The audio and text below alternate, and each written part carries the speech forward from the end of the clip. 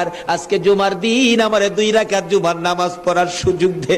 ও নবীর উম্মতেরা, নবীর আশিকেরা, হুসাইনের আশিকেরা গো, এই 2 রাকাত নামাজ জুমার নামাজ ছাইরো না, আমার নবীর শাফায়াত নসিব হবে না। রক্তে লাল হইয়া যদি হুসাইন 2 রাকাত জুমার নামাজ পড়তে পারে গো, আজকাল থেকে কথা দিতে হবে জীবনে কোনোদিন জুমার নামাজ ছাড়তে পারবা না। জুমার নামাজ আদায় করতে সময়টুকুন দিলে নামাজ শুরু করে দিলেন, রুকু সিজদার কাজ শেষ করে তাশাহুদে বসে সালাম ফিরানোর আগ পর্যন্ত কাছাকাছি বসে বসে এই যে সৈন্যরা নামাজের ভিতরে প্রত্যক্ষদর্শীরা বলেন এক একটা করে তীর মারে হুসাইনের গায়ে। ডান দিক দিয়ে যদি তীরটা মারতো, বাম দিক দিয়ে বেরিয়ে যাইতো, সামনে দিয়া মারলে পিছন দিয়া বেরিয়ে যায়, এই কিসিমের তীর গো নামাজের ভিতরে 72টা তীর লাগাইছে।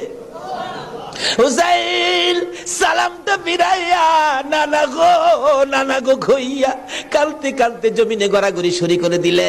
নিষ্ঠুর পাষাণ এই যদি সৈন্যের সীমার গলা কাইটা মাথা আলাদা করে নিয়ে গেছে। হুসাইন শহীদ হয়ে যায়। ওদিকে দিয়ে ডাকতেছে।